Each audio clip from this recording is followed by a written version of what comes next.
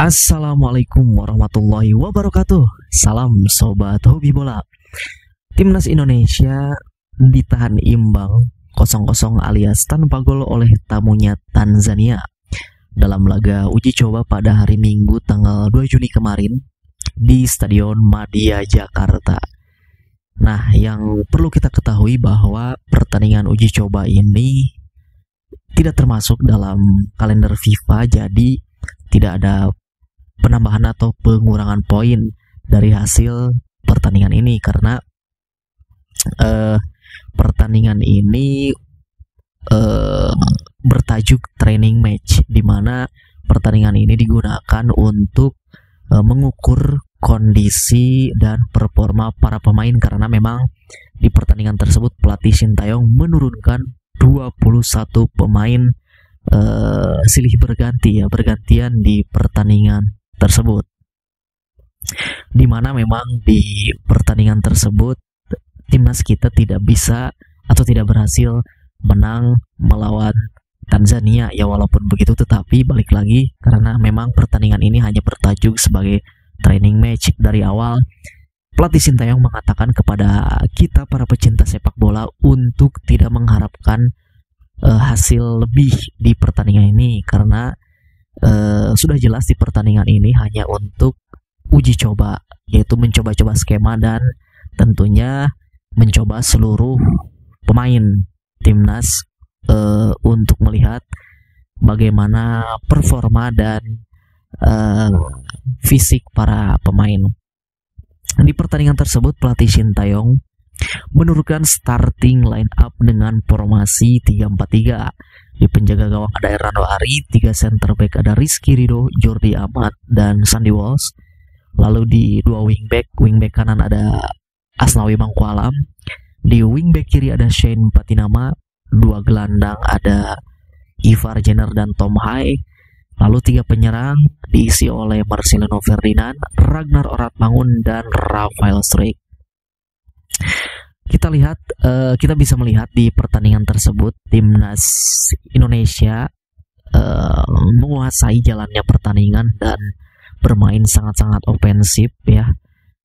Saya mencatat ada setidaknya 3 peluang emas yang bisa dikonversikan menjadi gol di pertandingan tersebut, tetapi para pemain kita tidak bisa memaksimalkannya. Yang pertama yaitu di babak pertama ada peluang dari sundulan Shane Patinama, di mana Shane Patinama mendapatkan umpan crossing dari Asnawi Mangkualam. Lalu Shane berhasil menyundul bola tersebut dan bola mengarah ke mulut gawang dari Tanzania, tetapi kiper Tanzania bisa menghalau atau menepis hasil sundulan dari Shane Patinama tersebut. Lalu peluang yang kedua yaitu masih di babak pertama, ini didapatkan oleh Tom Hai ya. Ini berawal dari umpan lambung Jordi Amat dari lini belakang menuju sisi kiri pertahanan Tanzania, mengirim umpan long ball ke Asnawi, dan Asnawi mengirimkan umpan pendek ke Tom Hai. Lalu Tom Hai melakukan tendangan mendatar ke mulut gawang Tanzania, tetapi bola hasil tendangan datar dari Tom Hai ini masih bisa diantisipasi oleh penjaga gawang dari Tanzania. Lalu di babak kedua yaitu peluang emas diciptakan oleh Egy Maulana Fikri, di mana ini berawal dari serangan Marcelino Ferdinand berhasil melewati salah satu pemain Tanzania.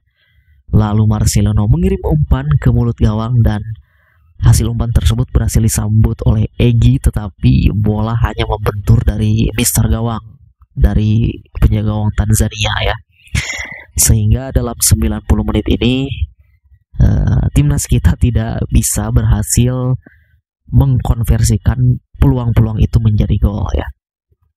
Namun selain peluang ada juga beberapa aksi-aksi dari penjaga gawang kita yang berhasil mengagalkan peluang dari Tanzania.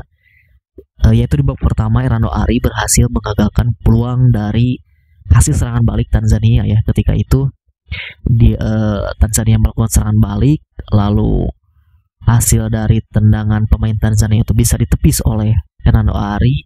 Hasil tepisannya kembali ke pemain Tanzania dan bola reboundnya masih bisa digagalkan oleh Errando Ari.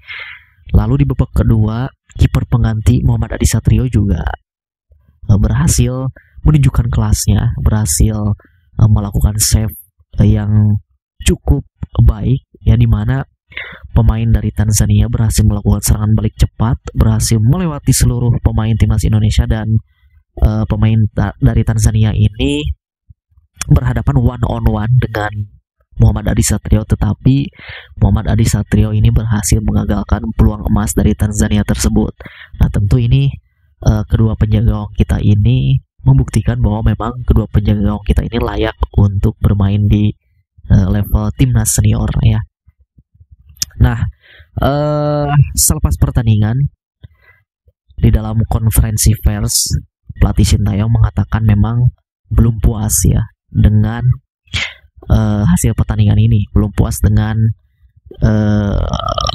kinerja para pemain ya, karena mungkin ini masih dalam tahap baru bergabung dari, memang beberapa pemain ini kan berkompetisi panjang ya dari klubnya mereka masing-masing, lalu digabungkan, tentu ini membutuhkan waktu juga untuk kembali memadukan para pemain ya.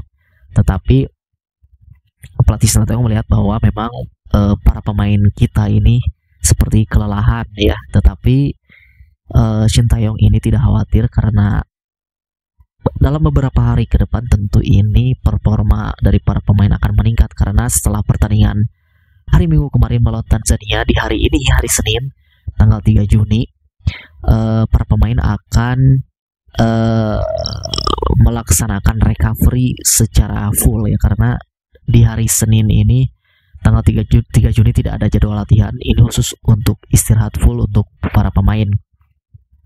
Nah, tentu memang timnas Indonesia ini diharapkan ya bisa bermain maksimal di 2 laga sisa kualifikasi ini, dan pelatih Sintayong berjanji akan mempersiapkan ini dengan baik dan matang, karena memang target juga dari PSSI bahwa setidaknya timnas senior ini bisa melaju hingga ke round 3 ya, dan kita doakan mudah-mudahan para pemain segera proses recovery-nya segera pulih, agar ketika bermain di 2 laga sisa nanti para pemain bugar dan tentu bisa memaksimalkan apa yang skema yang diinginkan oleh pelatih Sintayong.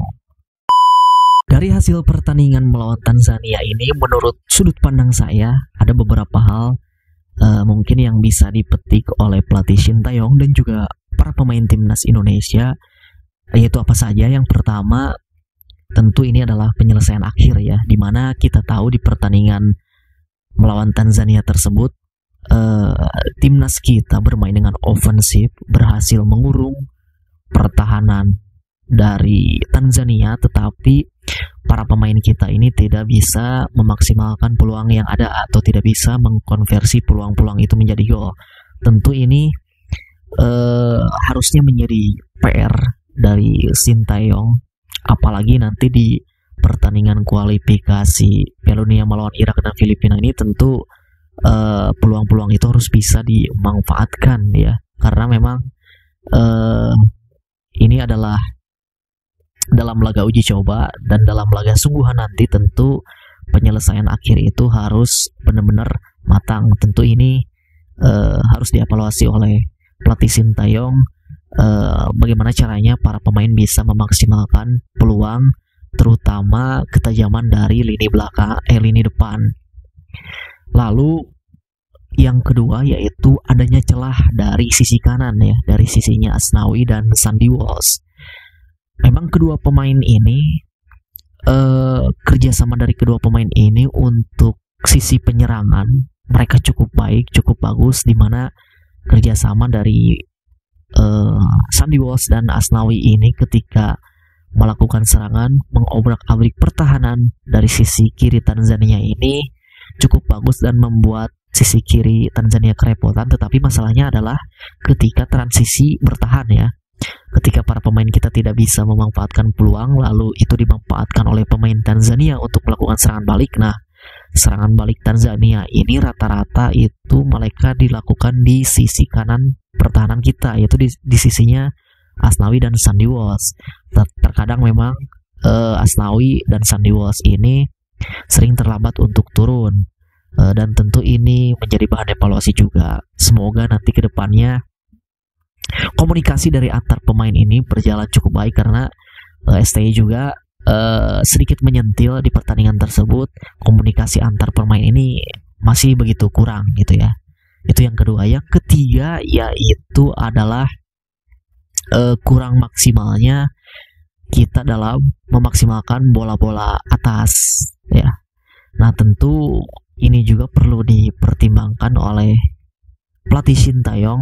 Memang kita kondisi fisik, tentu kondisi postur para pemain kita tidak begitu tinggi dan tidak begitu besar. Ada beberapa pemain memang yang posturnya tinggi, tetapi rata-rata pemain kita posturnya sangat tidak terlalu tinggi ya. Nah, tentu ketika di pertandingan sungguhan nanti melawan Irak dan Filipina, ketika berlawanan dengan postur tubuh tinggi, walaupun kita kalah dalam duel-duel udara, tetapi kita harus memaksimalkan ketika second ball gitu. Kita harus memaksimalkan dan mendapatkan bola-bola kedua atau bola-bola second ball gitu. Karena memang di pertandingan tersebut kita tidak bisa mengkonversikan beberapa peluang menjadi gol. Tentu para pemain berusaha dengan cara lain, yaitu salah satunya bola atas ya. Tetapi di dalam bola atas pun para pemain kita tidak bisa memaksimalkannya. Walaupun memang ada satu peluang dari Shen Patinama melalui sundulannya, tetapi ketika melakukan serangan-serangan lain melalui bola atas, kita tidak begitu membahayakan pertahanan lawan ya itu. Nah, selain itu juga ada beberapa keuntungan juga di dalam timnas Indonesia ini. Selain tadi ada beberapa hal yang perlu diperhatikan, tetapi ini ada hal positif, yaitu menurut saya di skuad yang sekarang dipanggil ini tentu kedalaman skuadnya lumayan cukup ya. Ketika dicoba para pemain, memang ketika para pemain lokal dicoba itu belum bisa mengimbangi pemain-pemain abroad atau pemain-pemain keturunan. Tetapi di dalam pertandingan ini atau di era sekarang, para pemain lokal ini mulai bisa sedikit mengimbangi para pemain dari pemain abroad atau pemain keturunan. Nah, mudah-mudahan tentu ini dengan adanya para pemain abroad dan pemain keturunan ini terus bisa mengangkat potensi dari para pemain lokal ya. Kita doakan saja, mudah-mudahan kekompakan para pemain terus terjaga, kemampuan para pemain terus meningkat, dan tentu kebugaran dari para pemain juga terus terjaga. Karena 23 pemain ini sudah lengkap berkumpul ya, tinggal menunggu satu pemain lagi, yaitu Jai Ijes. Dan Jai Ijes ini kita tahu tadi malam Jai Ijes telah berhasil membawa timnya Venezia berhasil promosi ke Serie A musim depan, di mana di babak final leg kedua Venezia berhasil memenangkan pertandingan atas lawannya Cremonese dengan skor 1-0. Memang di laga leg kedua ini Venezia hanya butuh hasil imbang.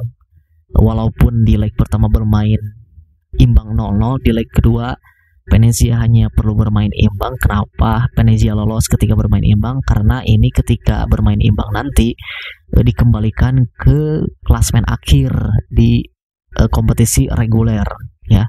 Karena ini tidak ada extra time ataupun adu penalti, maka Venezia hanya butuh hasil imbang. Tetapi pada faktanya Venezia berhasil mengalahkan Cremonese dengan skor 1-0, dan pemain timnas kita Jai Ijes bermain full 90 menit untuk menjaga lini pertahanan Venezia.